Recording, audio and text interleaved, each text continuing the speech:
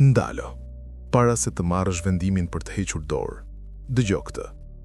Ke luftuar kaq gjatë, ke mbajtur kaq shumë, ke pritur kaq gjatë sa lodhja tani ndihet si pjesë e trupit tënd. Dhe sot, pikërisht sot, ndihen se nuk ke më forcë për të vazhduar. Por çfarë nëse të thosha se sot mund të jetë dita e fundit e errësirës? Çfarë nëse nesër, pikërisht nesër, është dita kur Zoti do të ndërhyjë dhe gjithçka do të ndryshojë? Mos e lësh dorë sot, sepse mrekullia jote mund të jetë vetëm një ditë larg. Ka një ditë, dhe shumë prej nesh e njohin këtë ditë, kur lodhja bëhet kaq e madhe sa heqja dorë ndihet si e vetmja zgjidhje logjike. Jo sepse je I ose e dobët, jo sepse nuk ke besim, por sepse ke luftuar kaq gjatë, ke pritur kaq shumë, ke mbajtur kaq rënd, sa trupi, mendja dhe shpirti kanë arritur kufitë e tyre njerëzor. Kjo ditë ndihet ndryshe nga ditët e tjera të vështira. Nuk është vetëm trishtim, është një lloj zhveshje brendshme, si zjarri që ka djegur gjithçka dhe ka lënë vetëm hirin. Dhe në atë gjendje, me hirin e lodhjes rreth teje, vjen mendimi: ndoshta nuk ja vlen të vazhdoj, ndoshta koha ime ka mbaruar, ndoshta s'ka shpresë për mua.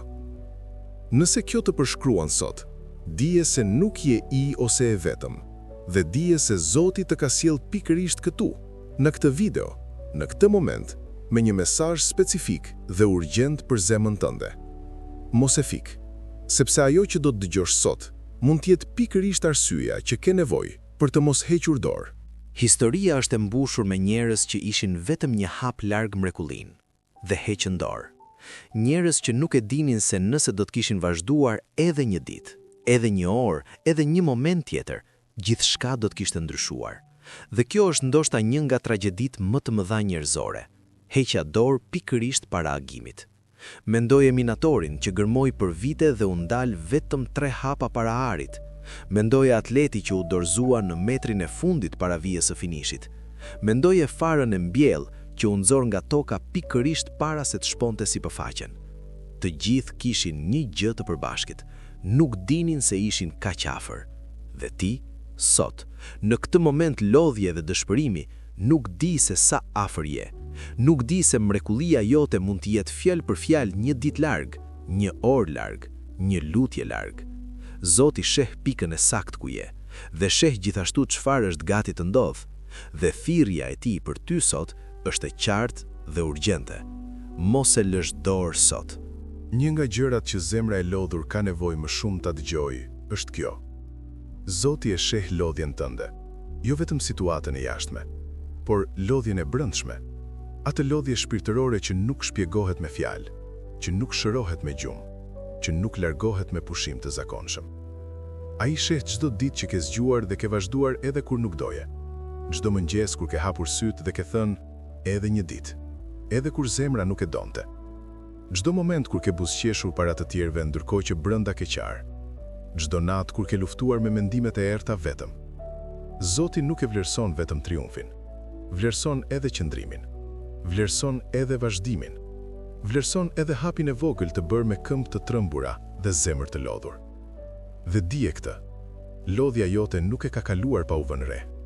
Çdo ditë që ke vazhduar pavarësisht lodhjes, ka qenë akt besimi I vlerësuar nga Zoti.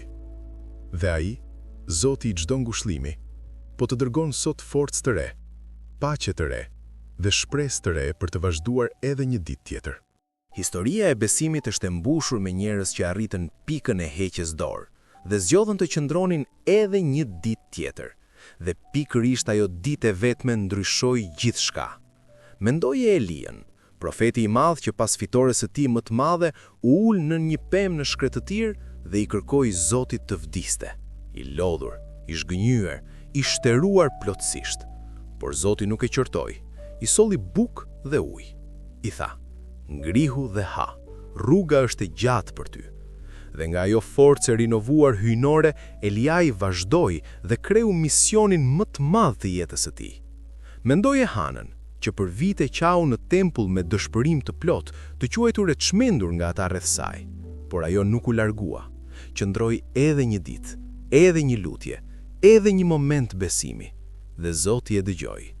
Çdo njeri i madh në histori ka pasur momentin e tij të heqjes dorë dhe ka zgjedhur të mos heqë dorë, jo nga forca e tyre, por nga hiri i Zotit që u dha forcë pikërisht kur nuk kishin më.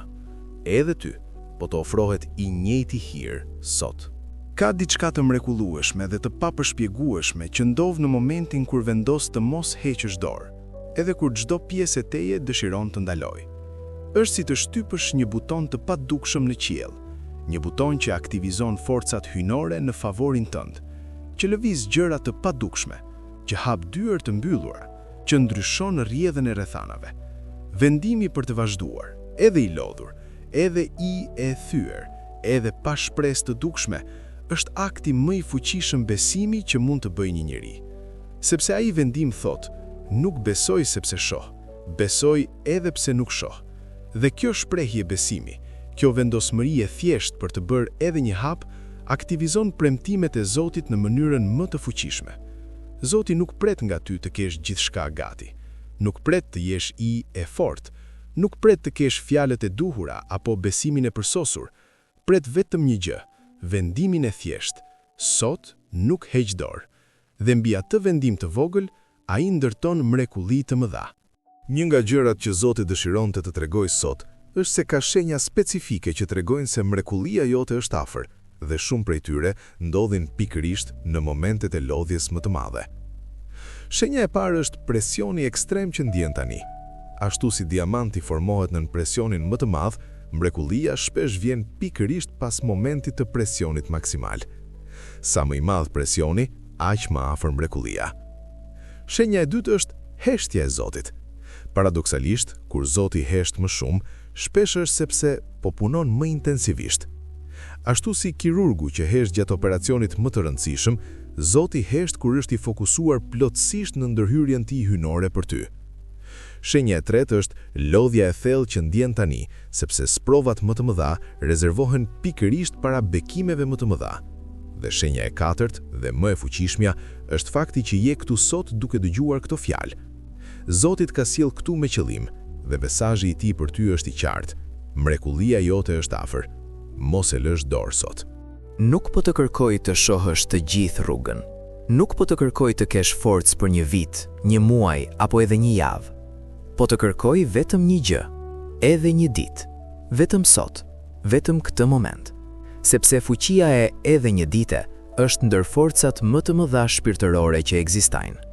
Çdo njeri i madh në histori ka arritur lartësinë e tij jo duke menduar për gjithë rrugën, por duke bërë hapin e ardhshëm, duke kaluar edhe një ditë, duke qëndruar edhe një moment tjetër. Filozofia e edhe një dite nuk është dorëzim, është strategjia më e zgjuar e besimit, sepse Zoti nuk të kërkon të mbash gjithë barrën e së ardhmes sot, kërkon vetëm besnikërinë e ditës së sotme, bukën tonë të përditshme, jo bukën e një viti, jo bukën e një muaji, por bukën e sotme, forca e sotme, hiri i sotëm. Dhe hiri i sotëm është gjithmonë i mjaftueshëm për ditën e sotme. Nesër do të ketë hir të ri, pas nesër do të ketë hir të ri, por sot merr hirin e sotëm dhe bëj vetëm një gjë, qëndro edhe sot, sepse nesër mund të jetë dita e mrekullinë sate. Zoti nuk të ka lënë të luftosh pa premtime, ka lënë fjalë specifike, shkruar me autoritetin e tij të pafundme, pikërisht për momentet kur doje të heqë dorë. Premtimi i parë, ai që qëndron deri në fund do të shpëtohet, jo ai që është më i forti, jo ai që nuk ka pasur dyshime, por ai që qëndron. Qëndrimi është cilësia e vetme e kërkuar. Premtimi i dytë, mos u lodh duke bërë të mirën, sepse në kohën e duhur do të korrim nëse nuk dorëzohemi. Korrja po vjen, por ka një kusht të vetëm dhe të thjeshtë, mos u dorëzo. Premtimi i tretë, ai që fillon veprën e mirë në ju, do ta përfundojë. Zoti nuk lë punë të papërfunduar. Nëse ka filluar diçka në jetën tënde, do ta përfundojë, dhe mrekullia jote është pjesë e asaj vepre të papërfunduar akoma.